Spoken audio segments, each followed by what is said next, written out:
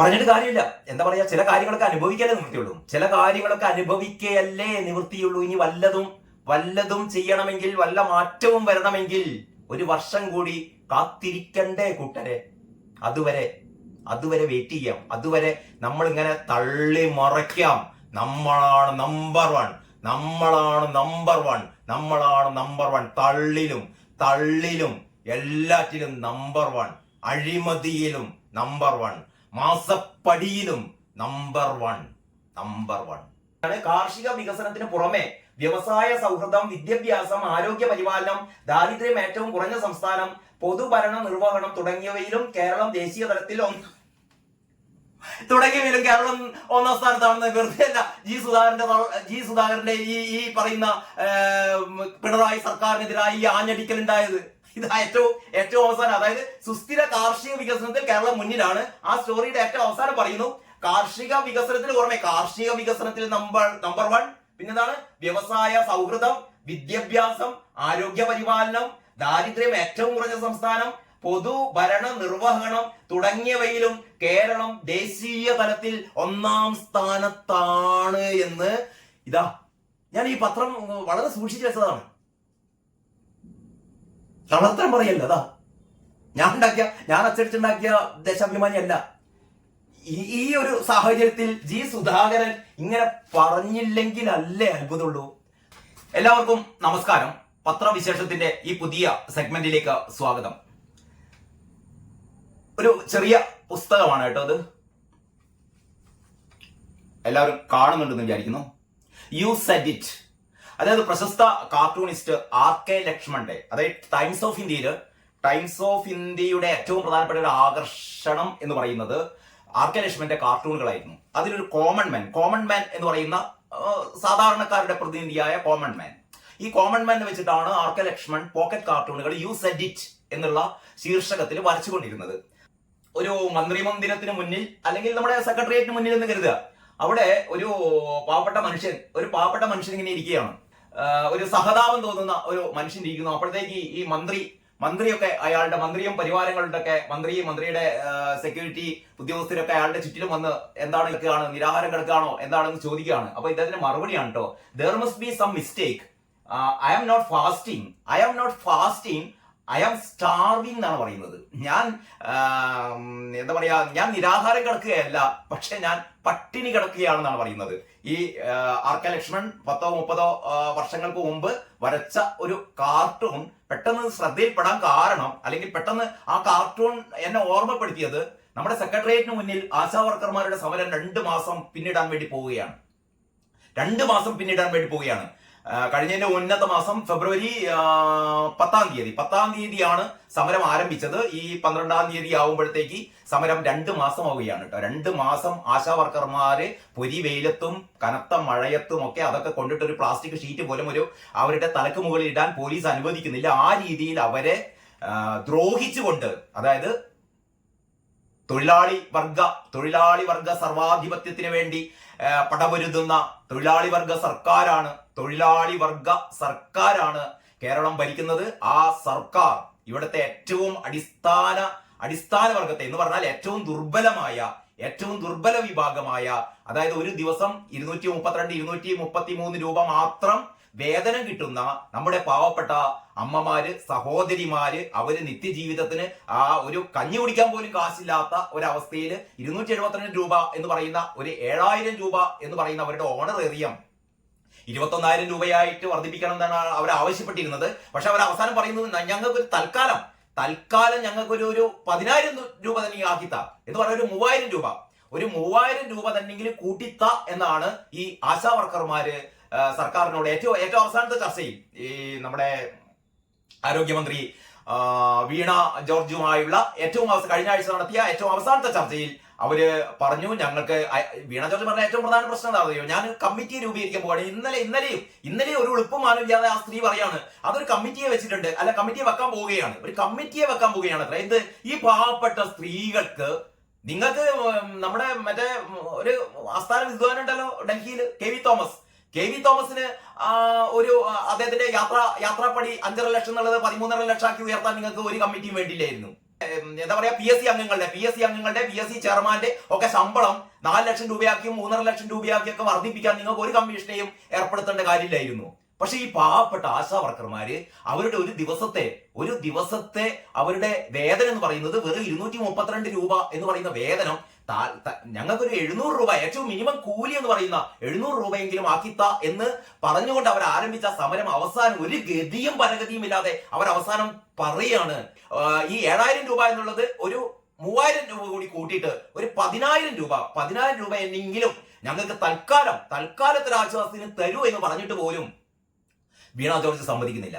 ആ പാവപ്പെട്ട സ്ത്രീകൾ ഇപ്പോഴും നിരാഹാരം കടന്നുകൊണ്ടിരിക്കുകയാണ്, പട്ടിണി കടന്നുകൊണ്ടിരിക്കുന്നത്. ഞാനൊരു വീഡിയോ ആദ്യം ചെയ്തിരുന്നു, ഈ ഏഷ്യാനെറ്റിലാണെന്ന് തോന്നുന്നു. ഈ സമരം ആദ്യമായിട്ട് അല്ലെങ്കിൽ ഈ സമരം നിരാഹാര സമരം ആരംഭിച്ച ഘട്ടത്തിൽ നിരാഹാര സമരം നടത്താൻ പോകുന്ന ആ സ്ത്രീകളോട് വിനു വിജോൺ ചോദിച്ചിരുന്നു, നിങ്ങൾ ഇത് ആദ്യമായിട്ടാണോ ഇത്തരത്തിലുള്ള നിരാഹാര സമരം നടത്തുമെന്ന് ചോദിച്ചപ്പോൾ ആ ആശാ വർക്കർ പറഞ്ഞൊരു വാചകം എന്റെ മനസ്സിൽ ഇപ്പോൾ ഇങ്ങനെ തറച്ചു കിടക്കുകയാണ് കേട്ടോ. അവർ പറഞ്ഞു, ഞാനതിനു മുമ്പ് നിരാഹാര സമരം നടത്തിയിട്ടില്ല, പക്ഷെ ഒരുപാട് പട്ടിണി കടന്നിട്ടുണ്ട്.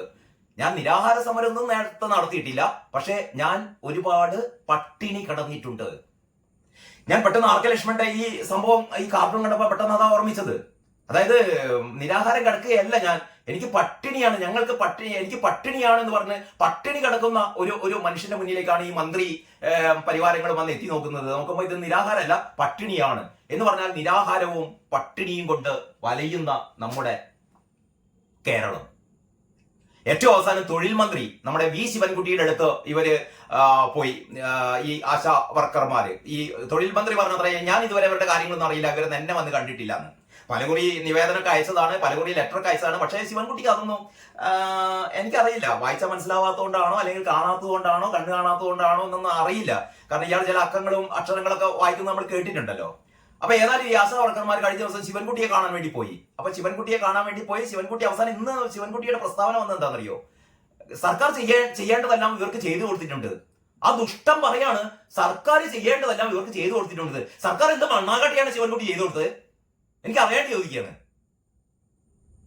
ഈ പാവപ്പെട്ട സ്ത്രീകൾ കഴിഞ്ഞ 2 മാസമായിട്ട് ഈ റോഡ് അരികിൽ സെക്രട്ടേറിയറ്റിന് മുന്നിൽ മഴയും വെയിലുമൊക്കെ സമരം ചെയ്യുമ്പോൾ സർക്കാർ എന്ത് മണ്ണാങ്കട്ടിയാണ് സർക്കാർ ചെയ്തു കൊടുത്തത്?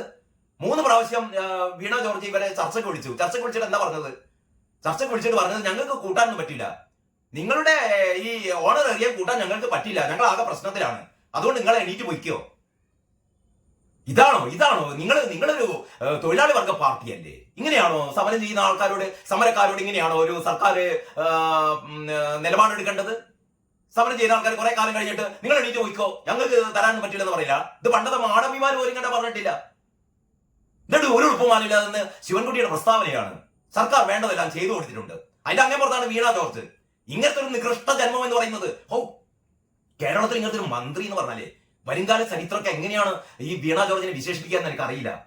എനിക്ക് തോന്നുന്നത്, എനിക്ക് പറയാനുള്ള ഇത്ര മാത്രമേ ഉള്ളൂ. അതായത് പിണറായി വിജയൻ സർക്കാരിന്റെ 2ാം പിണറായി സർക്കാരിന്റെ അന്ത്യം കുറിച്ചത് വീണ ജോർജാണ്. അങ്ങനെ ഒരു പക്ഷേ വരുംകാല ചരിത്രം രേഖപ്പെടുത്തിയേക്കും. കാരണം പശ്ചിമ ബംഗാളിലും ത്രിപുരയിലൊക്കെ ഉണ്ടായ സംഭവം നമുക്കറിയാം. ഇവിടെ കേരളത്തില് അടിസ്ഥാന വർഗങ്ങളുടെ ഏറ്റവും പാവങ്ങളുടെ കണ്ണീരിന്റെ പട്ടിണിയുടെ വില മനസ്സിലാക്കാത്ത അല്ലെങ്കിൽ അത് മനസ്സിലാവാത്ത ഈ ആരോഗ്യമന്ത്രി വീണ ജോർജ് കാരണഭൂതത്തിന് പിന്നെ അതിനെ പറ്റിയിട്ടൊന്നും പാവ മനുഷ്യൻ അയാൾക്ക് ഇതിനെ പറ്റിയൊന്നും ചിന്തിക്കാൻ സമയമില്ല. അയാൾ മോളെ രക്ഷിക്കാൻ വേണ്ടിയിട്ട് നെട്ടോട്ടം ഓടുകയാണ്. ബൃഹദീശ്വര ക്ഷേത്രത്തിൽ ഏറ്റവും അവസാനത്തെ ഏറ്റവും വലിയ ജോക്കതാണ്. തഞ്ചാവൂർ ബൃഹദീശ്വര ക്ഷേത്രത്തിൽ കമലേച്ചിയും വീണവോളും കൂടിയും തൊഴാൻ വേണ്ടി പോയി. ബൃഹദേശ്വരൻ തന്നെയെങ്കിലും രക്ഷിക്കട്ടെ. പാവം ഇനി രക്ഷിക്കാനുള്ളത് SFIO. ആദ്യം കാരണഭൂതൻ ഓടിയത് ആരുടെ അടുത്തേക്കാണ് നമുക്കറിയാലോ. 2 ആഴ്ച മുമ്പ് നിർമ്മലാ സീതാരാമന്റെ അടുത്തേക്ക് ഓടി പുട്ടും കടലയൊക്കെ വാങ്ങിച്ചു കൊടുത്തു. എന്നിട്ട് പറഞ്ഞതാ, മോളെ കാര്യം ഒന്ന് പതുക്കി വെക്കണം, SFIOയുടെ റിപ്പോർട്ട് കേന്ദ്ര ധനകാര്യ മന്ത്രാലയത്തിന് സമർപ്പിച്ചിട്ടുണ്ട്, രക്ഷിക്കണം എന്ന് പിണറായി വിജയൻ പറഞ്ഞിട്ടില്ല എന്നാണ്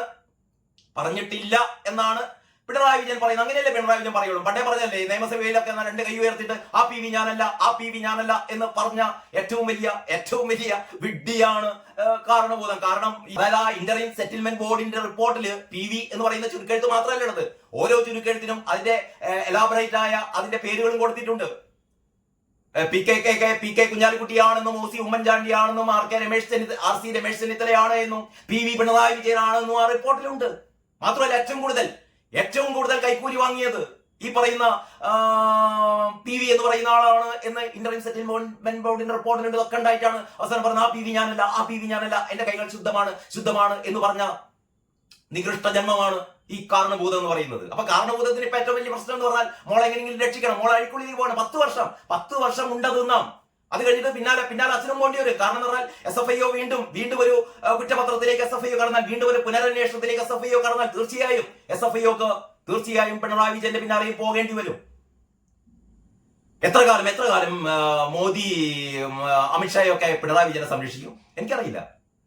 ഞാൻ പറഞ്ഞുകൊണ്ട് വരുന്നത്, ആശാവർക്കർമാരുടെ സമരം ഒരു ഭാഗത്ത് തുടരുമ്പോൾ അതിനോട് ഏറ്റവും നിരുത്തരവാദപരമായ സമീപനമെടുക്കുന്ന വീണ ജോർജ്, ഇപ്പൊ തൊഴിൽ വകുപ്പ് മന്ത്രി ശിവൻകുട്ടിയും. ഞാൻ ഇത്രയും ആമുഖമായി പറയാൻ കാരണം, പ്രത്യേകിച്ച് ആർ കെ ലക്ഷ്മണന്റെ കാർട്ടൂണൊക്കെ എടുത്ത് പറയാൻ കാരണം, ഇന്ന് രാവിലെ പത്രം നോക്കിയപ്പോഴേ പത്രത്തിൽ അത് കേരളകൗമുദിയാണ്. കേരളകൗമുദിയുടെ തലവര എന്ന് പറയുന്ന പോക്കറ്റ് കാർട്ടൂൺ, കേരളകൗമുദിയുടെ നമ്മുടെ സുജിത്ത് കേരളകൗമുദിയുടെ ഏറ്റവും മിടുക്കനായ കാർട്ടൂണിസ്റ്റ് ആണ് സുജിത്ത് കൈകാര്യം ചെയ്യുന്ന പോക്കറ്റ് കാർട്ടൂണാണ് തലവര.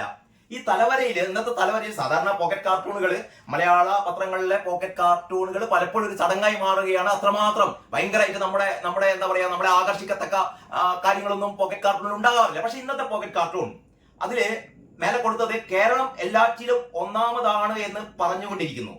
സ്വയം പുകഴ്ത്തൽ നിർത്തണം. ജി സുധാകരന്റെ ഇന്നലത്തെ ഏറ്റവും പ്രസക്തമായ ഒരു പ്രസ്താവനയാണ് അത്. ജി സുധാകരൻ അല്ലെങ്കിൽ പിന്നെ ആരാ പറയാനുള്ളത്? ഇവിടെ ഏറ്റവും വലിയ തള്ളു എന്നാണല്ലോ പറയാ അല്ലെ, ഈ പൊങ്ങച്ചം, ഏറ്റവും വലിയ പൊങ്ങച്ചം നടത്തുന്നത്, കേരളത്തിലെ ഏറ്റവും വലിയ പൊങ്ങച്ചം നടത്തുന്നത് പിണറായി സർക്കാരാണ്. കാരണം എല്ലാറ്റിലും നമ്പർ 1 കേരളം എന്ന് കേട്ടാൽ നമ്പർ 1, എല്ലാറ്റിലും നമ്പർ 1 ആണ്. ഇവിടെ കഴിഞ്ഞ 2-3 മാസത്തിനുള്ളിൽ ഇന്ത്യയിൽ ഏറ്റവും കൂടുതൽ മൃഗീയമായ കൊലകൾ നടന്നത് കേരളത്തിലാണ്. കൂട്ടക്കൊലകൾ, കൂട്ടക്കുരുതികൾ, കുടുംബാംഗങ്ങളെപ്പോലും, സ്വന്തം ഉമ്മയെപ്പോലും അല്ലെങ്കിൽ സ്വന്തം സഹോദരനെ പോലും, സ്വന്തം പ്രണയിനിയെ പോലും ഒരു മനസാക്ഷിക്കുത്തുമില്ലാതെ അരിഞ്ഞു തള്ളുന്ന കാപാലികർ കേരളത്തിലാണ്. അപ്പൊ ഈ കൊലപാതകത്തിൽ കേരളം നമ്പർ 1 എന്ന് പിണറായി പറയൂ? ഇല്ല. അതിന് പകരം എന്താ പറയാ? സന്തോഷത്തിൽ ഒന്നാം സ്ഥാനത്താണ്, ആരോഗ്യത്തിൽ 1-ാം സ്ഥാനത്താണ്, വിദ്യാഭ്യാസത്തിൽ 1-ാം സ്ഥാനത്താണ്. എന്താണ് പി രാജീവ് പറയുന്നത്? എന്താണ്? വ്യവസായ സ്റ്റാർട്ടപ്പുകളിൽ വ്യവസായങ്ങളിൽ 1-ാം സ്ഥാനത്താണ്, ഇന്ത്യയിൽ 1-ാം സ്ഥാനത്താണ്. ഈസ് ഓഫ് ഡൂയിങ് ബിസിനസ് ചെയ്യാൻ ഏറ്റവും അനുകൂലമായ അന്തരീക്ഷം കേരളത്തിലാണ്. അത്രയും മണ്ണാങ്കട്ട ഇപ്പോഴുണ്ട്. കഴിഞ്ഞ ദിവസം ഒരു CIT-കാരുടെ സമരത്തെ തുടർന്ന് ഒരു സംരംഭകൻ പൂട്ടിപ്പോയി. എനിക്ക് തോന്നുന്ന ആഴ്ചയിൽ 1 വീതം നമുക്ക് ഇങ്ങനെ കേൾക്കാം. നിർമ്മലാ സീതാരാമൻ വെറുതെയല്ല പറഞ്ഞത്. ബസ്സിൽ നിന്ന് ഇറങ്ങിപ്പോകുന്ന യാത്രക്കാരന്റെ പിന്നാലെ നോക്കുകൂലിക്ക് വേണ്ടി ആവശ്യപ്പെടുന്ന CIT-കാരാണ് ഇവിടെയുള്ളത്. അപ്പൊ ചുരുക്കി പറഞ്ഞാൽ ഇല്ലാത്ത കാര്യങ്ങൾ തള്ളുക. കേരളം നമ്പർ 1. കടമെടുത്ത് മുടിഞ്ഞ്, ഒരു ഭാഗത്ത് കടമെടുത്ത് മുടിഞ്ഞ് ഈ പട്ടിണി പാവങ്ങൾ ഒരു ദിവസം 232 രൂപ മാത്രം വേതനം പറ്റുന്ന ഏതാണ്ട് 26,000-27,000-ഓളം തൊഴിലാളികൾ, ആശാവർക്കർമാർ, അവര് സർക്കാരിന് മുന്നിൽ നിലവിളിക്കുകയാണ്. ഒന്നുമില്ല, ഞങ്ങൾക്കൊരു ഈ 7,000 എന്നുള്ളത് ഒരു 10,000 തന്നെയെങ്കിലും ആക്കി തരൂ. 7,000 അതൊരു നിവൃത്തികേടാണ് കേട്ടോ. ഒന്ന് ആലോചിക്കണം. 21,000 രൂപ എന്ന് പറയുന്ന മിനിമം കൂലിക്ക് വേണ്ടിയിട്ടാണ് ഇവർ സമരം ആരംഭിച്ചത്. 2 മാസം കഴിഞ്ഞിട്ടും ആ സമരത്തോട് മുഖം തിരിഞ്ഞു നിൽക്കുന്ന സർക്കാരിന് മുന്നിലേക്ക് ഇവർ അവസാനം പറയാണ്, ഞങ്ങൾക്ക് ഒരു 3,000 രൂപ തന്നെയെങ്കിലും കൂട്ടിത്തരൂ. ഈ ഒരു 3,000-ന്റെ കണക്ക് എന്താണെന്ന് അറിയോ? കഴിഞ്ഞ എനിക്ക് തോന്നുന്നത് ആ സമരത്തിന്റെ മുൻപന്തിയിലുള്ള താര എന്ന് പറയുന്ന ഒരു സാമൂഹ്യ പ്രവർത്തകയാണ്. അവർ പറഞ്ഞിരുന്നു, ഈ പിണറായി സർക്കാർ, ഈ പൈസ ഇല്ല എന്ന് പറയുന്ന പിണറായി സർക്കാർ മന്ത്രിമാർക്കൊക്കെ പുതിയ കാറ് വാങ്ങാൻ വേണ്ടിയിട്ട് ഇനി ആകപ്പാടെ 1 വർഷമേ ബാക്കിയുള്ളൂ. ആകപ്പാടെ പിണറായി വിജയൻ സർക്കാരിന് 1 വർഷം മാത്രമേ ബാക്കിയുള്ളൂ. അതിന്റെ ഇടയിലാണ് മന്ത്രിമാർക്ക് ഇപ്പം സഞ്ചരിക്കുന്ന കാറൊന്നും പോരാ. ഈ കാറുകളൊക്കെ ഒന്ന് മാറ്റി കുറേം കൂടി എന്താ പറയാ, പൊങ്കച്ചമുള്ള കാറുകൾ, കുറേം കൂടി വലിയ കാറുകൾ, കുറേം കൂടി ആർഭാടമുള്ള കാറുകൾ എടുക്കാൻ വേണ്ടിയിട്ട് 100 കോടി രൂപ KN ബാലഗോപാൽ കഴിഞ്ഞ ബജറ്റിൽ വകയിരുത്തിയിട്ടുണ്ട്. 100 കോടി രൂപ പുതിയ കാറുകൾ വാങ്ങാനാണ്. ഇപ്പൊ ഓടുന്ന കാറുകൾക്കൊന്നും തകരാറുണ്ടായിട്ടല്ല, പക്ഷെ അത് പോരാ. അതുകൊണ്ട് ആ കാറുകൾ, പുതിയ കാറുകൾ വാങ്ങാൻ 100 കോടി. താഴെ പറഞ്ഞത് ആ 100 കോടി ഉണ്ടെങ്കിൽ ആ 100 കോടി കാറുകൾ നിങ്ങൾ തൽക്കാലം അതല്ല ഫസ്റ്റ് പ്രയോറിറ്റി. കാറുകൾ വാങ്ങുന്നത് മാറ്റി വെക്കുക. ഇപ്പോഴത്തെ കാറിന് മതി, 1 കൊല്ലം കൂടി ഈ കാറോട് ഒരു പ്രശ്നമില്ല. ആ 100 കോടി എടുത്താൽ നിങ്ങൾക്ക് ഒരു വർഷം ഈ പറയുന്ന കേരളത്തിലെ മുഴുവൻ ആശാ വർക്കർമാർക്കും, ഈ സമരം ചെയ്യുന്ന SUCയുടെ നേതൃത്വത്തിലുള്ള ആകെ 400-500 ഈ ആശാ വർക്കർമാരൊക്കെ ഉള്ളുന്ന ഇവർ ഈ 400-500 ആശാ വർക്കർമാർക്ക് വേണ്ടി മാത്രമല്ല സമരം ചെയ്യുന്നത്, കേരളത്തിലെ മുഴുവൻ ആശാ വർക്കർമാർക്ക് വേണ്ടിയിട്ടാണ്. INTUC-ക്കാർക്കും CAT-ക്കാർക്കും ഒക്കെ ആ വിഭാഗത്തിൽപ്പെട്ട എല്ലാ ആശാ വർക്കർമാർക്കും വേണ്ടിയിട്ടാണ് ഇവർ സമരം ചെയ്യുന്നത്. അപ്പൊ ഏതാണ്ട് 26,000 ആശാ വർക്കർമാർക്ക് ഒരു 3,000 രൂപ കൂട്ടിക്കൊടുത്താൽ ഒരു വർഷത്തേക്ക് നിങ്ങൾക്ക് ആവശ്യമായി വരുന്നത് 100 കോടിയിൽ താഴെ രൂപ മാത്രമാണ്. പിണറായി സർക്കാരെ, ആ കാറ് വാങ്ങാനുള്ള 100 കോടി രൂപ ഒന്ന് മാറ്റി വെച്ചിട്ട് ഈ പാവ സ്ത്രീകൾക്ക് ഒരു 3,000 രൂപ കൂട്ടിക്കൊടുക്ക്. ഇതിന്റെ അപ്പുറം ഇങ്ങനെ പറയുക. ഇതൊക്കെ ഒരു പക്ഷേ ഇന്ത്യയിൽ ഒരു സംസ്ഥാനത്തും ഇത്രയും കണ്ണിൽ ചോരയില്ലാത്ത നടപടികൾ ഉണ്ടാവില്ല. എന്നിട്ടും പറയാണ് നമ്പർ വൺ അവിടെയാണ് ജി സുധാകരൻ ഒരടി അടിച്ചത്. സുധാകരന്റെ പ്രസ്താവന എന്റെ ഉള്ളിൽ ഏതൊരു പേജിലുണ്ടല്ലോ, ഞാൻ കേരള കൗമുദിയിൽ ആ പ്രസ്താവന നമുക്ക് നോക്കേ. കേരള കൗമുദിയുടെ 5-ാം പേജിൽ ജി സുധാകരന്റെ ആ പ്രസ്താവനയുണ്ട്. ആ പ്രസ്താവന സ്വയം പുകഴ്ത്തൽ കേരളം നിർത്തണം ജി സുധാകരൻ, അങ്ങനെയാണ് ആ ഹെഡിങ്. സ്വയം പുകഴ്ത്തൽ കേരളം നിർത്തണം. പിണറായി സർക്കാർ ആദ്യം ചെയ്യേണ്ടത് സ്വയം പുകഴ്ത്തൽ അങ്ങോട്ട് നിർത്തണം. പറയുന്നത് കേരളത്തിലെ എണ്ണം പറഞ്ഞ കമ്മ്യൂണിസ്റ്റുകാരനാണ്. പക്ഷെ ആ കമ്മ്യൂണിസ്റ്റുകാരന് നിങ്ങൾക്ക് പറ്റില്ല, പിണറായി ഭക്തന്മാർക്ക് പറ്റില്ല. ഇപ്പൊ 7 അയലത്ത് ജി സുധാകരനെ അടുപ്പിക്കാറില്ല. കാരണം ജി സുധാകരൻ പിണറായി CPM-ന്റെ ഇപ്പോഴത്തെ CPM എന്ന് പറഞ്ഞാൽ CPM ബ്രാക്കറ്റില്, അതായത് കേരള കോൺഗ്രസിനൊക്കെ കേരള കോൺഗ്രസ് മാണി, കേരള കോൺഗ്രസ് ജോസഫ് എന്നൊക്കെ പറയുന്നത് പോലെ കമ്മ്യൂണിസ്റ്റ് പാർട്ടി ഓഫ് മാർക്സിസ്റ്റ് ബ്രാക്കറ്റിലെ പിണറായി, CPM പിണറായി. അങ്ങനെയാണ് ഇനി മുതൽ കേരളത്തിലെ കമ്മ്യൂണിസ്റ്റ് പാർട്ടി അറിയപ്പെടുന്നത് CPM ബ്രാക്കറ്റിൽ പിണറായിയുടെ കമ്മ്യൂണിസ്റ്റ് പാർട്ടി.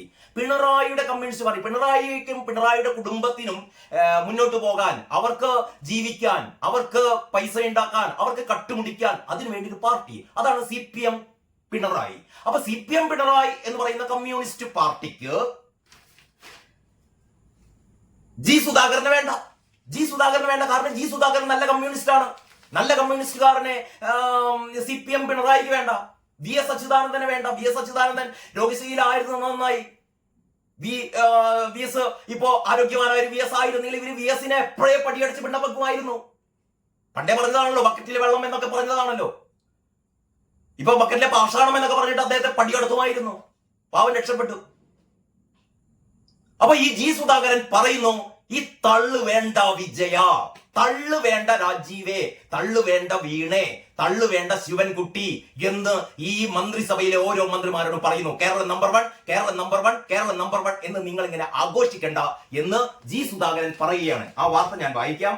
എല്ലാ കാര്യങ്ങളിലും നമ്പർ 1 എന്ന് അവകാശപ്പെടുന്ന കേരളം സ്വയം പുകഴ്ത്തൽ അവസാനിപ്പിക്കണമെന്ന് മുൻമന്ത്രി ജി സുധാകരൻ പറഞ്ഞു. ജില്ലാ പഞ്ചായത്ത് ഹാളിൽ Indian medical association, health for all foundation, red cross society എന്നിവയുടെ ആഭിമുഖ്യത്തിൽ സംഘടിപ്പിച്ച ആരോഗ്യ സെമിനാർ ഉദ്ഘാടനം ചെയ്യുകയായിരുന്നു അദ്ദേഹം. കേരളം മുൻപന്തിയിലാണ് എന്ന് മറ്റുള്ളവരാണ് പറയേണ്ടത്. പിണറായി വിജയ കേൾക്ക് ജി സുധാകരൻ പറയുന്നത്. കേരളം നമ്പർ 1 എന്ന് പറയേണ്ടത് നിങ്ങളല്ല. കേരളം നമ്പർ 1 എന്ന് പറയേണ്ടത് മറ്റു സംസ്ഥാനങ്ങളാണ്. നിങ്ങൾ നമ്പർ 1 എന്ന് പറയുന്നത് നിങ്ങൾ തന്നെ കണ്ണാടിക്ക് മുമ്പിൽ നിന്ന് ഞാൻ നമ്പർ 1 എന്ന് അല്ല പറയേണ്ടത്. നിങ്ങൾ നമ്പർ 1 ആണെന്ന് മറ്റുള്ളവർ പറയണം. അപ്പോഴാണ് നിങ്ങൾ നമ്പർ 1 ആകുന്നത്. അതല്ലാതെ എല്ലാ ദിവസവും രാവിലെ എഴുന്നേറ്റ് ദേശാഭിമാനിയിലൂടെയും കൈരളിയിലൂടെയും ഞങ്ങൾ നമ്പർ 1 ആണ് എന്ന് പറയരുത് എന്ന് ജി സുധാകരൻ പറയുകയാണ്. കേരളം മുൻപന്തിയിലാണ് എന്ന് മറ്റുള്ളവരാണ് പറയേണ്ടത്. എല്ലാറ്റിലും ഒന്നാമത് എന്ന് അവകാശപ്പെടുന്ന നമ്മൾ ലഹരിയിലും ഒന്നാമതാകുന്നു. പിണറായിയുടെ ചങ്കിനിട്ടാണ് കുത്തുന്നത് കേട്ടോ. അങ്ങനെ ഒന്നാം സ്ഥാനത്ത് എന്ന് പറയുന്ന നിങ്ങൾ ലഹരിയിലും ഒന്നാം സ്ഥാനത്താണ്. നിങ്ങൾ ഒന്നാം സ്ഥാനത്താണ്. ഞാൻ നേരത്തെ ഒരു കൂട്ടക്കൊലയുടെ കാര്യം പറഞ്ഞല്ലോ. കൂട്ടക്കൊലപാതകങ്ങളിൽ നിങ്ങൾ ഒന്നാം സ്ഥാനത്താണ്. ലഹരി കടത്തിൽ നിങ്ങൾ ഒന്നാം സ്ഥാനത്താണ്. ഈ രാജ്യത്തെ എല്ലാവിധ അത്തരത്തിലുള്ള അക്രമ സംഭവങ്ങളിലും നിങ്ങൾ ഒന്നാം സ്ഥാനത്താണ്. പക്ഷെ അത് നിങ്ങൾ മിണ്ടില്ല. അതിനു പകരം ഇല്ലാത്ത കാര്യങ്ങൾ, ആരോഗ്യത്തിൽ ഒന്നാമതാണ്, വിദ്യാഭ്യാസത്തിൽ ഒന്നാമതാണ്, അങ്ങനെ അങ്ങനെ ഇല്ലാത്ത കാര്യങ്ങൾ ഒന്നാമതാണ് എന്ന് മേനി പറയുന്നതിൽ ഒരടിസ്ഥാനവുമില്ല. ഇത് ശുദ്ധ അസംബന്ധമാണ് എന്ന് ജി സുധാകരൻ പറയുകയാണ്. അപ്പോൾ സുജിത്ത് തലവരയിൽ പറയുകയാണ്. അപ്പോൾ ഇതിലും ഒന്നാം സ്ഥാനത്താണ് നമ്മൾ. പുകഴ്ത്തലിലും സ്വയം പുകഴ്ത്തലിലും നമ്മൾ ഒന്നാം സ്ഥാനത്താണ്. പോരെ, നമ്മുടെ മറ്റൊരു പത്രം കൂടി, അതായത് ഇന്നത്തെ മാതൃഭൂമിയും ഇതേപോലെ തന്നെ. മാതൃഭൂമിയിൽ ഗോപികൃഷ്ണന്റെ കാകദൃഷ്ടിയിലും കേരളം എല്ലാറ്റിലും ഒന്നാമതെന്ന് പറഞ്ഞുകൊണ്ടിരിക്കുന്നു. സ്വയം പുകഴ്ത്തൽ നിർത്തണം ജി സുധാകരന്റെ അതേ വാചകം മുകളിൽ കൊടുത്തിട്ട് അതിനുള്ള ക്യാപ്ഷൻ എന്താണെന്നറിയോ? നമ്പർ 1 ആണ് തള്ളിലും നമ്പർ 1 ആണ് എന്നാണ് ഗോപികൃഷ്ണൻ പറയുന്നത്. തള്ളിലും നമ്പർ 1 ആണ്. അങ്ങനെ മാതൃഭൂമിയിൽ ഗോപികൃഷ്ണനും കേരള കൗമുദിയിൽ സുജിത്തും സംസ്ഥാന സർക്കാരിന്റെ, പിണറായി വിജയൻ സർക്കാരിന്റെ ഈ തള്ളലിനെതിരെ, ഈ തള്ളി മറയ്ക്കലിനെതിരെ ജി സുധാകരന്റെ പ്രസ്താവനകളെ പോക്കറ്റ് കാർട്ടൂണായി ഏറ്റവും മനോഹരമായി അവതരിപ്പിച്ചിരിക്കുന്നു. ഇതിലും കൂടി എന്താണ് ജി സുധാകരൻ പറഞ്ഞത് എന്ന് നമുക്ക് നോക്കട്ടോ. ഇതില് ഏത് പേജായിരുന്നു നമുക്ക് നോക്കട്ടെ. 9ാം പേജാണ് തോന്നുന്നത്. മാതൃഭൂമിയുടെ എല്ലാ പത്രത്തിലും ഉണ്ട്. മാതൃഭൂമിയുടെ 9ാം പേജിലുണ്ട്. എനിക്ക് തോന്നുന്നു മാതൃഭൂമിയാണ് കുറെ കൂടി നന്നായി കൊടുത്തത് തോന്നുന്നു. യെസ്, മാതൃഭൂമിയിൽ ഇതാ 9ാം പേജിൽ കളറൊക്കെ ചെയ്ത ഒരു ബോക്സിലാണ് കൊടുത്തത്. ലഹരിയിലും നമ്മൾ ഒന്നാമതായി എന്ന് ജി സുധാകരന്റെ കുറ്റപ്പെടുത്തൽ. പിണറായി വിജയ, ലഹരിയിലും നിങ്ങളുടെ സർക്കാർ ഒന്നാമതായിരിക്കുന്നു. അതുകൂടി പറയണം കേട്ടോ, അതുകൂടി പറയണം. എല്ലാറ്റിലും ഒന്നാമത് എന്ന് സ്വയം പുകഴ്ത്തുന്ന നമ്മൾ ലഹരിയിലും മുന്നിലാണ് എന്നും ഏത് തരം ലഹരിയും കിട്ടുമെന്നതാണ് നാടിന്റെ അവസ്ഥയെന്നും മുൻമന്ത്രി ജി സുധാകരൻ. ഏത് തരം ലഹരിയും നിങ്ങൾക്ക് കിട്ടുന്നു, അതാണ് കേരളത്തിന്റെ മെച്ചം, കേരളത്തിന്റെ ഗുണം. അതിലും നിങ്ങൾ നമ്പർ 1. സ്വയം പുകഴ്ത്തൽ നിർത്തണമെന്നും കേരളം എല്ലാറ്റിലും ഒന്നാമതാണ് എന്ന് പറഞ്ഞു നടക്കരുതെന്നും അദ്ദേഹം പറഞ്ഞു. സുധാകരൻ പറഞ്ഞു എന്താണ്? സ്വയം പുകഴ്ത്തൽ നിർത്തണം, കേരളം എല്ലാറ്റിലും ഒന്നാമതാണ് എന്ന് പറഞ്ഞു നടക്കരുത്. ആരോഗ്യ മേഖലയിൽ നമ്പർ 1 എന്ന് പറഞ്ഞ് നടന്നിട്ട് മാത്രം കാര്യമില്ല. ആരോഗ്യ മേഖല പണമുള്ളവന്റേത് മാത്രമായി മാറി. നമ്മൾ സാധാരണ വീഡിയോ ജോർജ് പറയാറുണ്ടല്ലോ, ആരോഗ്യ മേഖലയിൽ നമ്പർ 1. അപ്പോഴാണ് എനിക്ക് കഴിഞ്ഞ ഏതോ ഒരു ദിവസം, എനിക്ക് തോന്നുന്നു ഒരു 1-2 ആഴ്ച മുമ്പാണ് ഏഷ്യാനെറ്റിന്റെ ഒരു ഡിബേറ്റില് നമ്മളെ റെജിമോൻ കുട്ടപ്പൻ ഒരു കണക്ക് അവതരിപ്പിച്ചിരുന്നു. അതായത് കേരളം ആരോഗ്യരംഗത്ത് നമ്പർ 1 എന്ന് പറയുന്നതിന്റെ ഏറ്റവും പ്രധാനപ്പെട്ട ഒരു കള്ളത്തരം എന്താണെന്നറിയോ? കാരണം ഏറ്റവും കുറവ്, അതായത് നമ്മുടെ ദക്ഷിണേന്ത്യൻ സംസ്ഥാനങ്ങൾ എടുത്തു കഴിഞ്ഞാൽ, അതായത് അദ്ദേഹം കമ്പയർ ചെയ്തത് കർണാടകയോടും തമിഴ്നാടിനോടൊക്കെ ആയിരുന്നു കേട്ടോ. അതായത് കർണാടകയിലും തമിഴ്നാടിലൊക്കെ ബഡ്ജറ്റിൽ ആരോഗ്യത്തിന് വേണ്ടി നീക്കി വെക്കുന്ന തുകയുടെ ഒരു പകുതി തുക മാത്രമേ കേരളത്തിൽ നീക്കി വെക്കുന്നുള്ളൂ.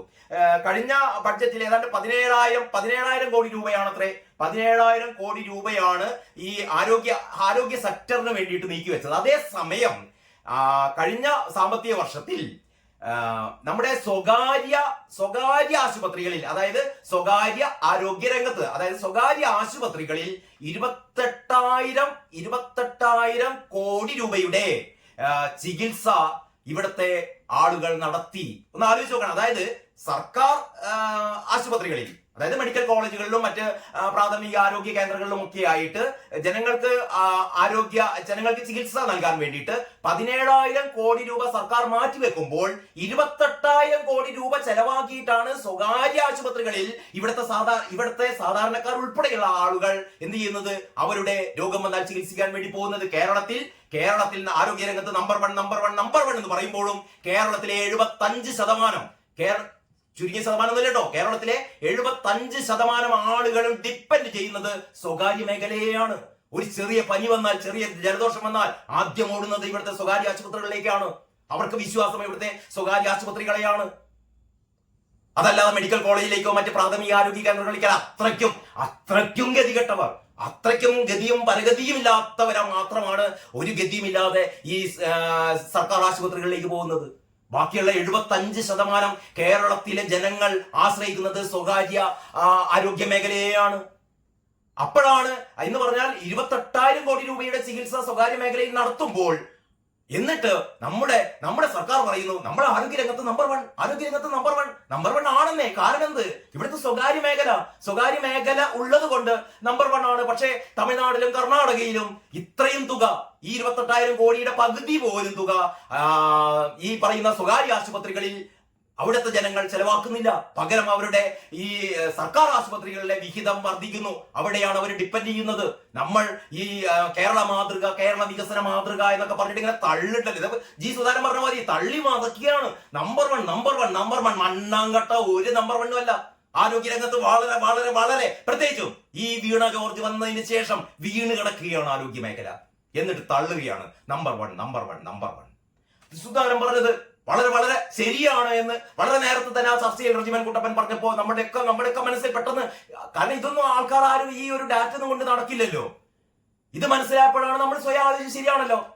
നമ്മൾ ഇന്നവരെ എത്ര ഒരു രോഗം വന്നാൽ എവിടെയാണ് പോകുക? ഇത്രയും പെട്ടെന്ന്. കാരണം നമുക്ക് ചുറ്റിലും ഒരുപാട് സ്വകാര്യ ആശുപത്രികളുണ്ട്. ഏറ്റവും മികച്ച ചികിത്സ നടത്തുന്ന സ്വകാര്യ ആശുപത്രികളുണ്ട്.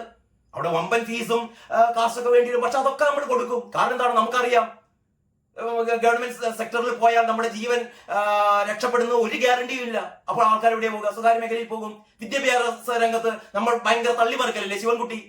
വിദ്യാഭ്യാസ രംഗത്ത് എന്താ, ഈ ക്ലാസ് റൂമുകളൊക്കെ കണ്ടാൽ എന്താണ് പഞ്ചനക്ഷത്ര ഹോട്ടലുകളാണെന്ന് തോന്നുന്നൊക്കെയാണ് തള്ളിമറിക്കൽ.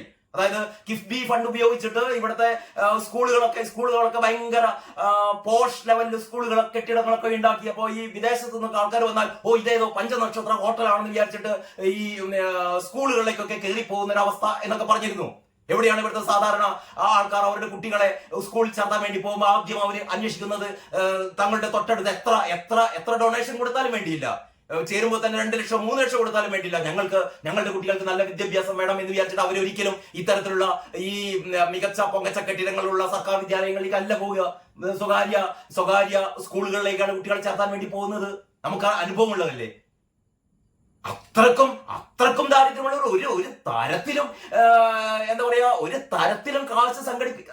ഒരു സ്വന്തം ഓട്ടോറിക്ഷ വിറ്റിട്ടും സ്വന്തം വീട് വിറ്റിട്ടൊക്കെയാണ് കുട്ടികളെ പഠിപ്പിക്കുന്നത്. അതല്ലാത്തവർ മാത്രമേ സർക്കാർ സ്കൂളിൽ പോകുന്നുള്ളൂ. എന്നിട്ടും പറയുന്നു നമ്പർ വൺ വിദ്യാഭ്യാസ രംഗത്ത് നമ്പർ 1. ഇനിയൊക്കെ ആകട്ടെ, ഞാൻ ഈ വീഡിയോ അവസാനിക്കുന്നതിന് തൊട്ട് മുമ്പ് നിങ്ങൾക്ക് വേറെ ഏറ്റവും രസകരമായ ഒരു പത്രവാർത്ത കാണിച്ചു തരാം. ഞാനത് നേരത്തെ എടുത്ത് വെച്ചിരുന്നു, ഒരു പ്രത്യേകിച്ച് അതിന്റെ ഒരു വീഡിയോ ചെയ്യാൻ വേണ്ടിയിട്ട്. യെസ്, അതായത് ഈ മാർച്ച് 21 വെള്ളി,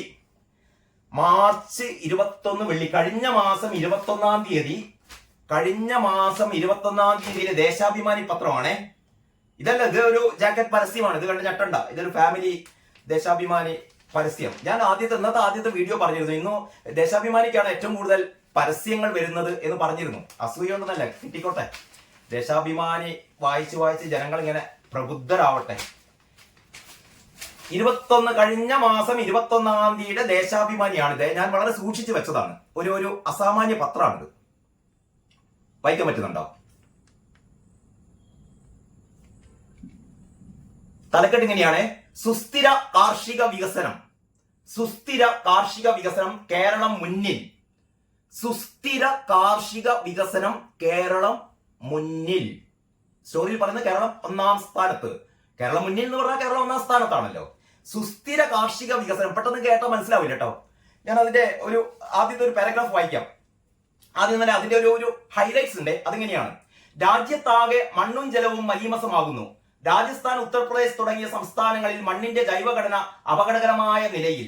പഞ്ചാബിലും ഹരിയാനയിലും രാജസ്ഥാനിലും ഭൂഗർഭ ജലത്തിന്റെ അമിത ചൂഷണം എന്ന് പറഞ്ഞാൽ മറ്റ് സംസ്ഥാനങ്ങളൊക്കെ കൃഷിയില് ഭയങ്കര അലമ്പാണെന്ന് അർത്ഥം.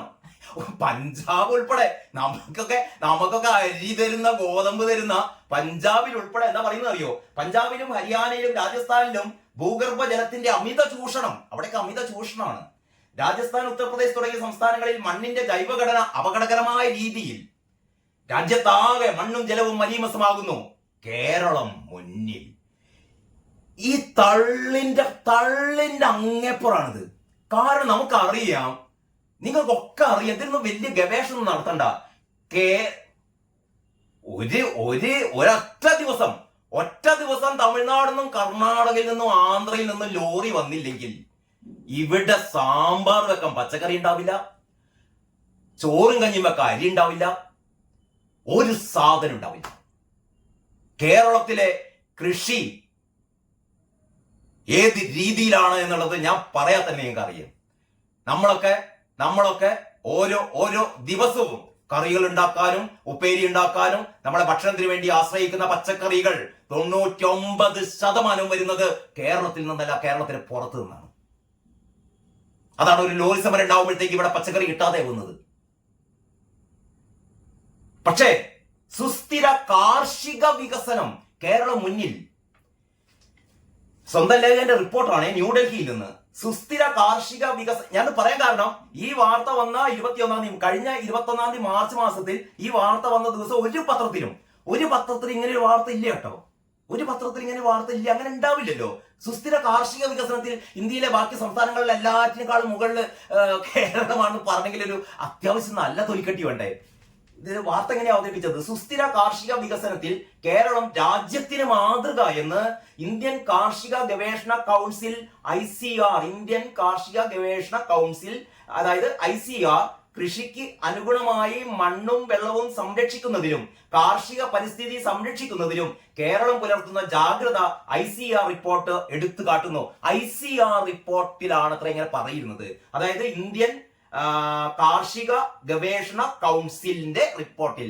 ഞാൻ ഈ വാർത്ത വന്നതിന് ശേഷം 2-3 ദിവസം ICRന്റെ എല്ലാ കഴിഞ്ഞ 23, 24, 22, 23 ഒക്കെ ഇവരുടെ റിപ്പോർട്ടുകൾ ഞാനിങ്ങനെ ഓടിച്ചു നോക്കിയിട്ട്, കാരണം മൊത്തം വായിച്ച് മനസ്സിലാക്കാൻ പറ്റില്ല. കാരണം ഏതാണ്ട് 400-500 പേജുള്ള PDF റിപ്പോർട്ട്. നിങ്ങൾക്ക് സമയമുള്ള ആൾക്കാർക്ക് എന്ത് ചെയ്യാന്നറിയോ?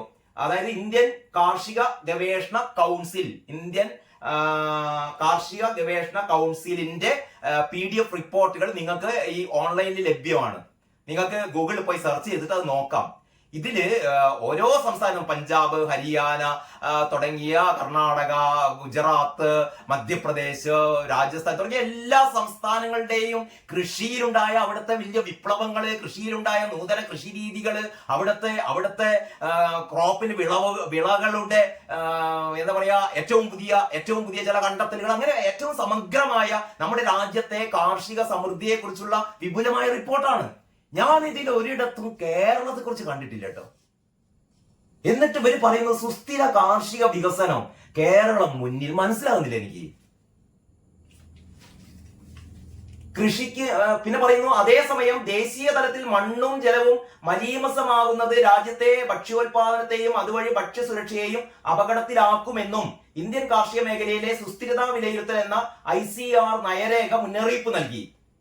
മണ്ണിന്റെ ആരോഗ്യം, ജലസ്രോതസ്, പരിസ്ഥിതി, സാമൂഹിക സാമ്പത്തിക ഘടകങ്ങൾ തുടങ്ങി 54 സൂചകങ്ങളെ അടിസ്ഥാനമാക്കി ICAR വികസിപ്പിച്ച സംയുക്ത കാർഷിക സുസ്ഥിരതാ സൂചികയിൽ കേരളം, മിസോറാം, മധ്യപ്രദേശ് എന്നീ സംസ്ഥാനങ്ങൾ ദേശീയ ശരാശരിയേക്കാൾ മുന്നിലാണ്.